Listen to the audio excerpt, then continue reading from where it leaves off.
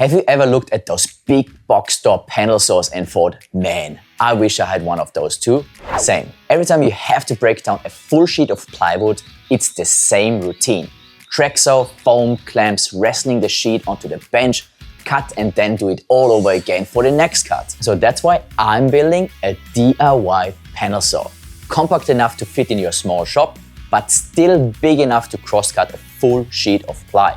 Must-have features. Small footprint. It somehow has to not use any shop space when not in use. Repeatable accuracy. I'm thinking of a stop block system that is easy to use and set up. Dust collection so I actually can use the saw instead of cleaning after it. And one secret feature that is floating around in my head that turns this DIY panel saw into a multi-functional cabinet making machine. Sounds pretty straightforward, right?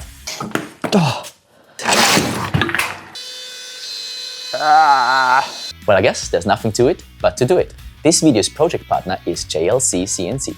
More on them later.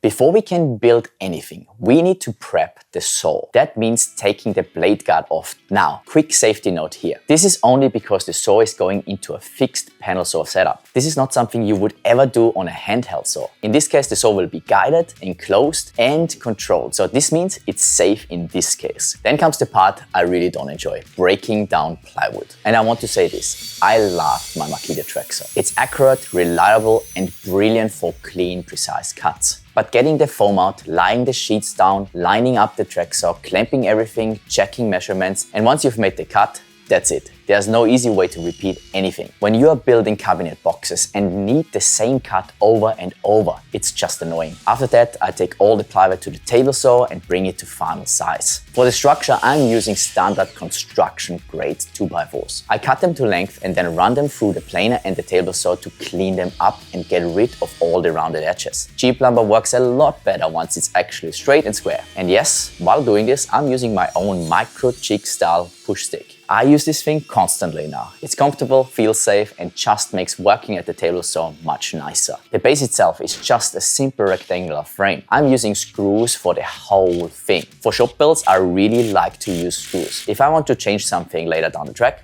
which I usually do, I can just back them out and rebuild the whole thing. Once the frame is together, I drop the plywood base on the top and screw everything down as well. I'm checking for square constantly here now. The more accurate the base is now, the fewer headaches we'll have later. After that, I install the bottom fence. This is where the sheet wood is gonna sit. It needs to be straight and solid because everything is referencing off this. Okay, so we ran into our first issue. I wanted to use those 40/40 aluminum extrusions because they are super thick and they're really sturdy. The problem is with it now when I'm trying the sliding action, and this is the only thing that I was concerned about, it's not super smooth and I don't want it to catch in the middle of a cut. So what we're gonna do is I'm gonna can those ones and use this for a different project because they are awesome.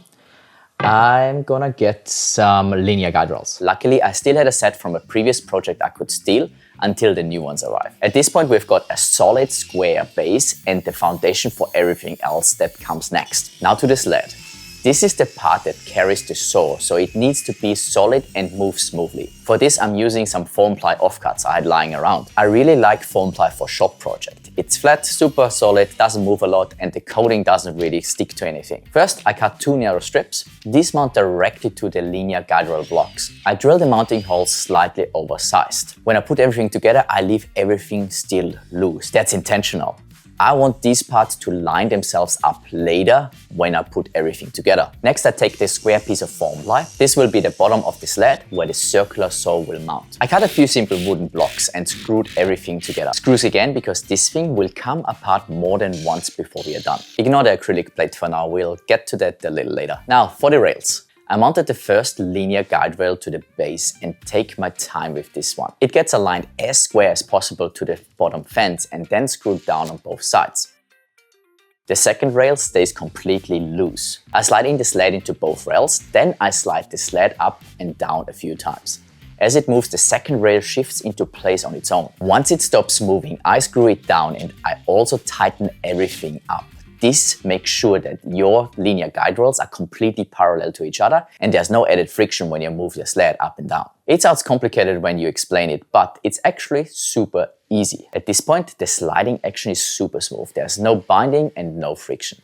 That's exactly what we want because this thing is starting to get really heavy. Next up, we need to make this thing mobile and foldable. Because if you got a small shop like mine, floor space is always the biggest problem. Every tool either needs to do more than one job or disappear when you're not using it. There's just no room for a single purpose monster that lives in the middle of your shop. That's especially true for something like a panel saw. It's great when you use it, but when you don't, it needs to go out of the way completely. So the goal here is simple. This thing needs to roll, fold up and lean against the wall without eating up any shop space if I don't use it. I'm using more 2x4s for the folding legs. I cut them to length and then round over one end of each leg.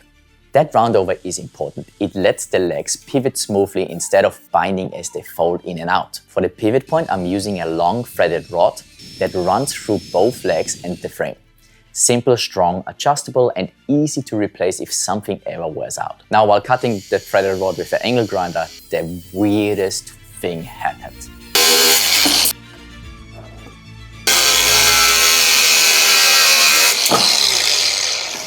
Oh, Jesus. Holy shit. Just fell on me and melted through my pants. Holy. Lucky, nothing happened. Be safe, guys. Yeah, that just happened. Anyway, once the rod is in, the legs can swing freely. To tie them together, I connect both legs with another 2x4. That keeps everything square and stops the legs from twisting independently. But the folding legs alone aren't enough. I don't want any movement when there is a full sheet of plywood leaning against it. This means we need some braces. I cut another 2x4 for each side and turn them into our pivoting braces that lock the legs in place. These hook into the legs when the saw is open and fold out of the way when everything is collapsed. To make that hook, I mount a spacer the same thickness of the legs, then cut a notch into the braces with the table saw. The notch drops right over the legs and locks it in place. Simple idea, but it works really well. Once these are engaged, the legs can't slip out, even if you put a lot of pressure and weight on the saw. Now the next part is gonna be a little chunky. I'm lazy, so I don't want to disassemble the whole frame just to fix that one thing. But to make sure that the legs sit flat on the floor while they are unfolded, I need to cut a slight angle on the bottom. Well, let's just say, don't try this at home, kids. Somehow it worked perfectly, the legs sit flat, everything lines up and nothing rocks. With that done, I mount the folding casters. These stay on the table saw permanently and flip down when I need them. And the best part, when everything folds up, the whole panel saw can lean flat against the wall. No giant footprint, no wasted space. It's there when I need it and gone when I don't. This is huge for my small shop. Because cutting a full sheet once is fine. Cutting the same size over and over is where things usually fall apart with my track saw. My solution here is foldable wings with T-tracks. I start by making the wings themselves and inlay a T-track into each one. For that, I use my data stack. The trick here is simple. I measure the exact thickness of the data stack on my workbench and not on the saw. That way, I know the groove will be dead on. And it worked super well. The T-track is fitting perfectly snug, no slope whatsoever. For the folding action, I'm using these folding shelf brackets. I've already used them on my workbench. Video to come at one point. Promise? And they're honestly perfect for this job. They lock solid when they're open and fold completely flat. There are two important things to get right here. First, the wing needs to sit slightly below the cutting area. That way, it doesn't interfere with the plywood as it slides past. Second, and this really matters, the end of the wing needs to be perfectly flush with the side of the frame. The shelf brackets aren't very stiff side to side, so if the wing isn't supported at the end, it will wobble back and forth. Ask me why I know that. If you're a little short or things aren't lining up perfectly, a couple of layers of tape on the end works surprisingly well as a shim. Next up, we are finally dealing with the acrylic plate I mentioned earlier. The whole idea behind this is pretty simple. I want to be able to see the blade, make the circular saw removable, and still be able to use the saw on its own when it's not in the panel saw. The acrylic also opens the door for the feature I promised in the beginning to make this a cabinet making machine. To make the acrylic fit perfectly, I started by cutting a plywood template. And for that, I'm using my brand spanking new Omtech Turbo 535 CO2 laser. And honestly, this thing is a game changer. Cutting the template took maybe 30 seconds. Perfect edges, no cleanup, no fuss. For stuff like templates and repeatable parts, having had diode lasers before, this CO2 laser is next level. I absolutely love this thing. Once the template is done, I transfer it to the sled and cut the opening. I rough it out with the jigsaw first to get rid of the bulk of the material. Then I plan to clean it up with a router and my flush trim bit. And this is where things went a little sideways. I don't know exactly how it happened. It can't be that I didn't tighten the collet properly, but the collet slipped. And I took out a massive chunk of the base plate. Well, at this point, there's nothing you can do. So I finished the cut and told myself to deal with this a little bit later. Future Tom's problem. With that done, I move on and start mounting the circular saw to the acrylic plate.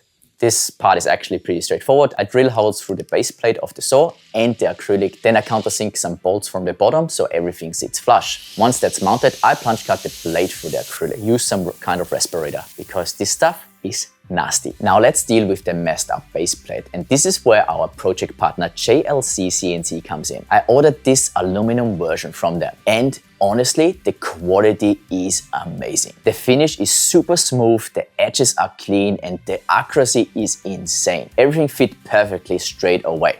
The clearances are so perfect that I had to cut down my acrylic plate a little bit because it fit too snug. What I really like though is how easy the process was. You just design your part, upload the file, and that's it. The JLC CNC team gets in touch with you with a quote, and they will even let you know if there's something wrong with the design that can't be cut properly. The service was honestly fantastic. So if you haven't heard of JLC CNC, they are a CNC machining partner for makers, engineers, and small businesses. Whether you need one-off parts or a bigger run, they do it all. Super fast, with great pricing, and really amazing quality control. If you're like me and need a part that you can't produce in your small shop, check out the link in the description below. This one will give you a $70 coupon and you can start your CNC machining for just $1. Big thanks to JLC CNC for supporting the channel and partnering on this project. After that, I use some toggle edges to mount the acrylic plate to the base plate of the panel saw. This lets me remove the entire saw assembly super quick and easy. Now everything comes together. I mount the sled onto the frame, and this is where you really notice the weight. Between the aluminum plate, the acrylic, the saw, and the guide rail blocks, the whole thing is getting really heavy, which is fine. We'll just need to deal with that later. At this point, we are ready for our first cut. And honestly, I was a bit nervous. There's a lot going on here. Completely new setup, moving parts, a vertical cut, and a design we kinda winged the whole time. I set the sheet and it worked, like really well. Off camera, I made a few small adjustments to get it dead on square, but once that was done, it was almost spot on. One thing I can tell you right away, this sled is heavy and there's no way I was going to leave it like that. Lifting it up and down by hand would get real old fast and I wouldn't use it for sure because it's just a pain. So I needed a counterweight. The solution I came up with is a pulley system and a 3D printed foam filled with concrete acting as the counterweight. Simple idea and it has been done before, but this makes a massive difference in how the saw feels to use. First, I drill holes into the spacer blocks on the sled and install some heavy-duty hooks. This gives me the solid anchor points to attach the wire to. For the cable, I'm using a 2mm steel wire with proper wire grips. Super simple, you loop the wire through the grip, tighten the nuts and it's locked in. I use quick connect hooks everywhere so I can take things apart easily if I need to change something later. That's kind of the theme of this whole build. Flexibility. Next, I mount the pulley at the top of the frame. This is just a simple 1-to-1 setup. No mechanical advantage. Just enough to offset the weight of the sled. Now comes the fun part, figuring out how much weight I actually need. Okay, so I tried a couple of different weights now and it seems like this 10-kilo plate works perfectly, which is interesting. So with the friction and everything, it's probably exactly 10 kilos. I think the whole contraption here is like 7, 8. And now something broke. Woo, thank you. Turns out it would have been a good idea to tighten everything before you attach a counterweight. But at least now I know exactly how much weight I need. If that's sorted, I head to my notebook and designed a 3D printed form for the concrete weight. The form also has a built-in channel for a threaded rod, so I can run that straight through the concrete and use it as a solid mounting point for the pulley system. Printing the form was easy. Filling it, not so much. I made a huge mistake here. I used 20-minute quick set concrete. I usually use it to set in fence posts. I had it lying around, so I thought, why not? Well, because it's premixed, there's rocks in there. Getting it into the form was messy, awkward, and way more annoying than it needed to be. If I did this again, I'd use some craft concrete or something finer. Lesson learned. Once the concrete is set, the counterweight is done. While I was also in my office at the 3D printer, I also designed a dust extraction cover for the circular saw. It bolts straight onto the saw and the dust extraction hose goes really close to the dust chute of the circular saw. And fingers crossed, that works. Now I've got another problem. I don't want the counterweight swinging around or flopping side to side behind the saw. To fix that, I built a simple guide channel on the back of the frame using some 2x4s and foam ply strips. It's basically an L-shaped slide that keeps the counterweight moving straight up and down. No side-to-side movement, no swinging, no surprises. At this point, everything is coming together. The sled, the pulley, the counterweight, the guided channel, all working together for the first time.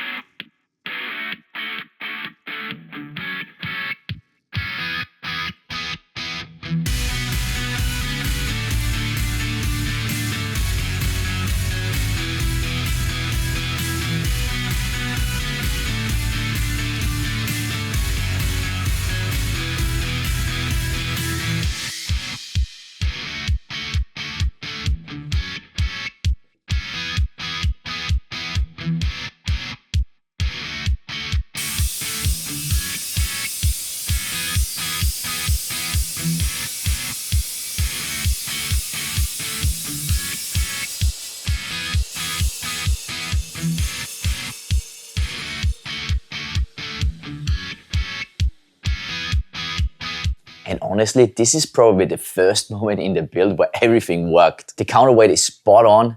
When I let go of the sled, it just stops. No drifting, no slamming down, no fighting it. The movement feels controlled and balanced. After almost 2 months and all this trial and error, this was super satisfying. This finally started to feel like a real machine. Now that is done, I've actually tested it. There are a few things I need to be honest about. This is a great first prototype, but it's not perfect yet. The biggest issue right now is the dust extraction. And yeah, this sucks.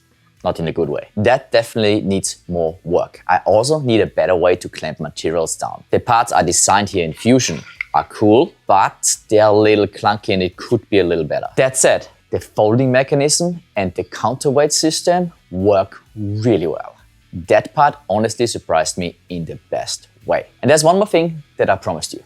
So to turn this into a full cabinet making machine, I mounted a router on its own acrylic plate. That plate is completely swappable with the saw, which means this panel saw can also cut dados, grooves and more. I'll be making a ton more improvements, and once everything is done, I will release plans for this build. If you're interested in that, you can get signed up in the link in the description below to get notified once I'm done with this. Big thanks again to JLC CNC for partnering on this project. So if you wonder how to make this push stick plus 2 other tools worth over $500, check out this video next. And as always, I appreciate you and I'll see you next time.